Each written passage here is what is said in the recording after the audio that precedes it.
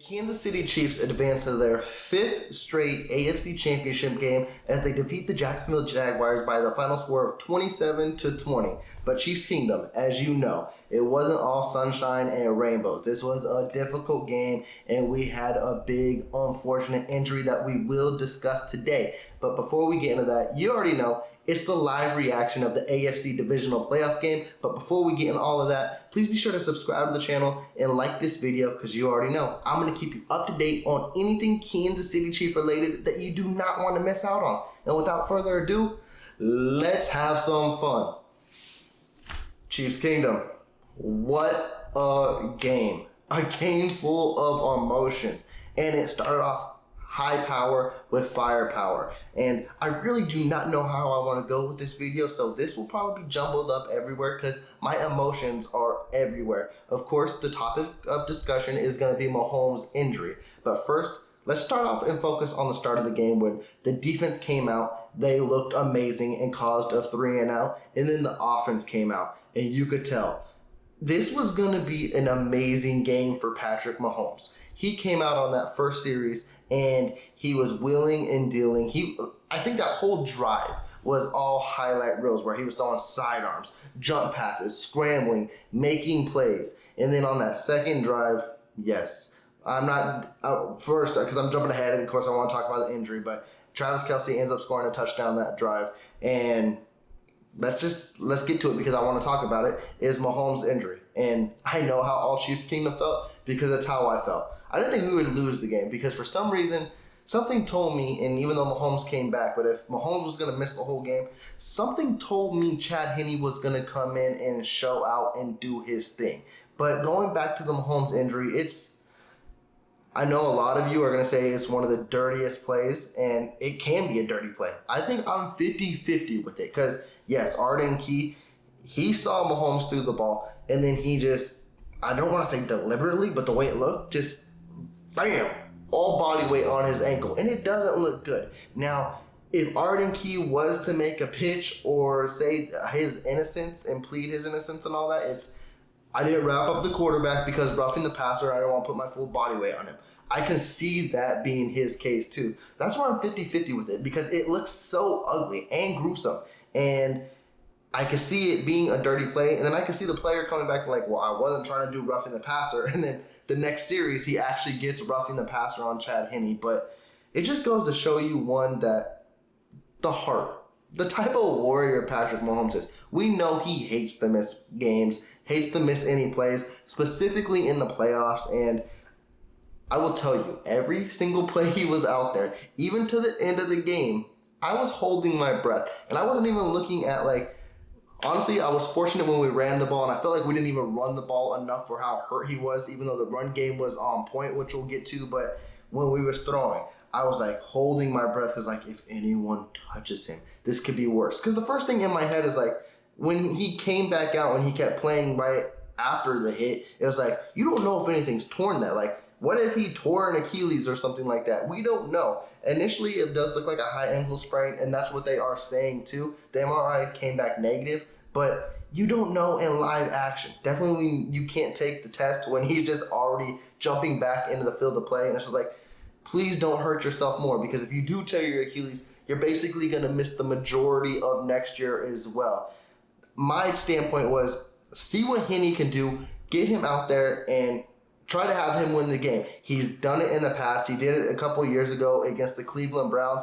Anything's possible, and he showed it against the Jaguars as well, his former team, where he was pinned to come out. 98-yard drive, and he showed his thing. It just shows you how valuable a backup quarterback is to this team and in this league as well, because it depends on the team, but if you don't have a backup quarterback when your guy goes down, a lot of teams are screwed afterwards too. And have a 37-year-old wily vet come in and basically drive the length of the field and score a touchdown is kudos.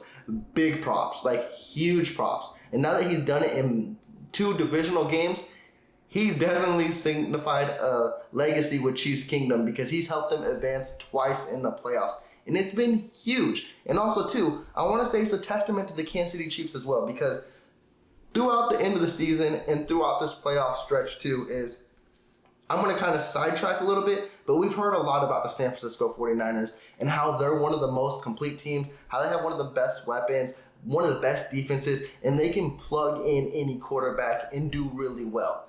And I've always thought, I think Kansas City can do that too. Yes, we have a godly quarterback in Patrick Mahomes.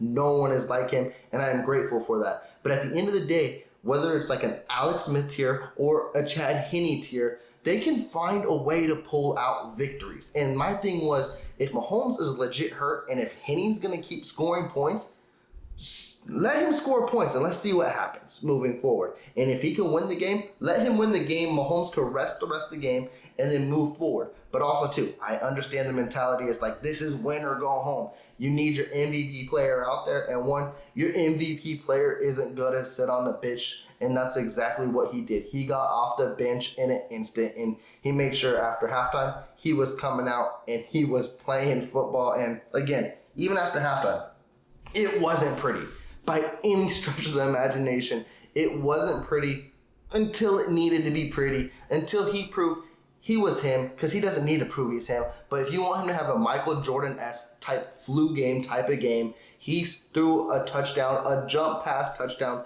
to MVS to seal it up. And it's just like, this dude is ridiculous. No one will ever do it like him. And you could tell he is made for this moment. He is made for the spotlight. And he just thrives off of the playoff scenarios. And that's why you knew he wasn't going to take too much time off. Hey, get a shot, go back in there, do whatever you need to do, get back out there. And that's what he is about. We're going to discuss his injury a little later on in this video because it's a different reaction now, because you're in the playoffs now, so we're going to talk about the significance of this injury. But I do want to focus on this team in full and not fully on Patrick Mahomes, even though he's the reason we are here in the first place. But let's still focus on the offensive side of the ball, which Travis Kelce played a monstrous game. He needed 99 yards to, I think, surpass Gronkowski. He ended up at 98, unfortunately, with 14 catches and 2 touchdowns, I think it was. He was showing out today, and he needed to. He needed to play his best. Now, I know he had a little less than 10 yards, after average of a reception. He could have averaged more, but hey, I'll take the 14 catches. It helps. Definitely when the Jaguars are playing stifling defense and they try to double him so often, I get it. I completely get it. But not an unsung hero, but Isaiah Pacheco. I think he had his best run of the season when we needed it the most, when I was hoping he would break it in for a touchdown. But that grown man, again, you gave him the touches. He had 12 carries, 92 yards. I feel like he should have been in the 15 to 18, maybe even 20 carries in this game. He would have easily eclipsed 140 to 150 yards. But I know what Coach Reid is about. He can't really stick to the run like that. And like I said, it got really gruesome when I was just thinking, man, Mahomes is out here limping, and we still trying to chuck the ball around. Even when Henne first came out, too, I was like, man, we're not running it like that. Henne's out here throwing the ball a lot, too, and I was like, okay, I know Reid loves to throw the ball, and that's what he's about. So I was like, hey, it is what it is. But moving forward, and specifically, if you play the Bills, if you play the Bengals, Isaiah Pacheco has got to be a huge factor in that, too. But you had a weapon stepping up in Travis Kelce, and then in Isaiah Pacheco. After Mahomes' injury, surprisingly, the O-line did step up. And I don't know if that's because when Mahomes was out there, they were almost 100% of the time in shotgun because they wanted to make sure he didn't get touched. But before that, they played booty cheeks. Terrible. Like, specifically Orlando Brown. And that's where the injury came from. It was just like, every time they were blitzing, Mahomes was getting hit. And literally before the injury happened, I was about to tweet and say, man, Mahomes is getting hit way too much, and I'm not comfortable with it. And then, of course, he gets hurt. And I was like, this season, come on. Like, we worked so hard not to lose our best player, but he ends up shining bright when the lights are dim, and he pulled through immensely as well. And then you flip to the defense side of the ball. It wasn't what I expected. It was very inconsistent, but I will say, when you needed their numbers called, them boys balled out. And there's a few players I want to put the spotlights on. And Frank the Shark Clark. That boy just knows how to show up when it's playoff time. He smelled blood in the water. He was making great tackles. He had a sack. He was all over the field, and you love to see it. You love to see it. And then, of course, Jalen Watson with one of the most athletic interceptions by a Kansas City Chiefs defender this year to basically close this game out, where Trevor Lawrence tried to go deep on him, and he's like, you thought, that's my ball. We ain't doing anything with it. You ain't going any further. But a guy I really want to highlight, and who is putting weeks and weeks of tape together and basically showing out. And earlier in the season, if you would have asked me, I would have thought maybe the Kansas City Chiefs let him hit that free agent market. But Juan Thornhill has been a playmaker, and he has been a safety to be reckoned with. He batted 3 passes down that could have easily been interceptions, and then he had a beautiful pass breakup where he timed that perfectly on the play Christian Kirk got hurt on. Usually, you would think those are pass interference type plays, but he got there at the nick of time, and I've been so impressed with Juan Thornhill. He was one of my favorite players coming out of the draft. Then the injuries happened, and then he just hasn't seemed the same. Now he seems great, and he is looking better than ever as well. And then you got to give kudos to guys like Derek Nottie, your run stuffer, basically lighting up Trevor Lawrence. Like, what? You expect that from, like, Colin Saunders, who, even though he did light him up, it wasn't for a sack. Chris Jones, unfortunately, still can't tally a playoff sack. Hopefully that changes next week, but hey, this defense, very inconsistent because they did give up a lot of yardage. Trevor Lawrence wasn't pressured he had a clean pocket a lot of the time, which Kansas City is going to have to straighten things out if you're going against a Josh Allen or a Joe Burrow, because them dudes, they will dissect you and they will have fun against the defense if you give them time to do that. And yeah, I'm trying to think of what I'm forgetting. Trent McDuffie, he played a solid game as well, as usual. L'Jarius Sneed all over the field. He ended up having an injury at the end of the game. I thought it was going to be a concussion. Due to reports, it just says a nose injury, so he should be back on the field next week. I feel like I'm missing something. George Karlaftis, very quiet game. Dunlap had a couple good tackles. I'm just trying not to miss out on anything for y'all because there was a lot going on in this game. But, of course, the main focus was Patrick Mahomes' injury. But if you're not going to highlight Patrick Mahomes as being a warrior and maybe not your player of the game, if you're not going to highlight Chad Henne being your comeback player and basically holding this together and showing we could still advance for 2 years, not in a row, but 2 divisional times he's come in and basically solidified drives, then let's focus on the special teams, because no other than the guy who has had the big inconsistency throughout the year that we never expected in Harrison Butker. He drilled all his kicks today. He made his field goals. But when he needed to shine brightest the most, he probably made the game-saving touchdown on Jamal Agnew on the kickoff return. That boy came to play in the playoffs. And if he can get those kinks straightened out on his kicks, which most of them looked dead center. So he looked really, really good.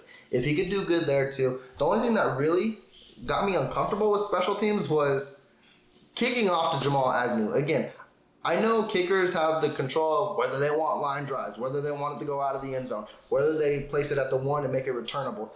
I have to assume, this is just a huge assumption on my part, that Dave Toub tells where he wants Harrison Butker to kick it, and then he does it. And if he's telling Butker to kick line drives, this dude, that's just the wrong call. It really is. But I don't know who to place blame there. Maybe Butker's just kicking just to kick shit. I don't know. Or maybe Toub is calling it. I don't know. But what really frustrated me is that you kept kicking to Agnew when he was the one who was keeping this team alive. Stop it. Knock it out. Because if you would have eliminated their special teamers returns, it might not have been a game, because the Jaguars scored on one drive off basically good field position because Jacksonville took it to the 40, and then they almost had a kickoff return, another one. So it's just like special teams continues to have its woes, but there were huge bright spots in that too. But the biggest of all bright spots is that Chiefs Kingdom, we are in the AFC Championship game for the 5th consecutive year in a row. Now, it just depends. Are we hosting it? That'll be if we play the Cincinnati Bengals. Or are we going to Atlanta and play the Buffalo Bills? Hey, I saw what Frank Clark said. I don't give a damn who we play. And that's exactly how I'm feeling right now. The only thing and the biggest question mark is, where do we go moving forward here with Patrick Mahomes? Of course, he's going to play next week. You're not keeping him off the field. It just won't happen. I think this week in practice, he won't practice. I think you gave him the rest. Chad Henne's going to take all those reps, and then he going to be ready to go game time too. It's going to be similar to not when Kansas City made that Super Bowl run, but when they unfortunately lost the Super Bowl to the Buccaneers, where, hey, Henne won the game against the Browns. I believe Patrick Mahomes didn't practice all that week going into, was it Buffalo? I think it was Buffalo. And then you just go on, you win a game, and you head to the Super Bowl. Chiefs Kingdom, we are one game away from the Super Bowl. This feels different to me than last year. It really does. And I think last year a lot of us expected, and we should expect it every year. But I think it was a different vibe this year.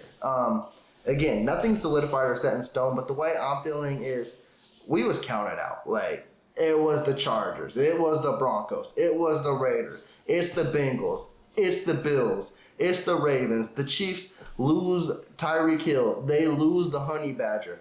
This was not expected, even though we're here again. Everyone chose anybody and their mamas to be in the AFC Championship game.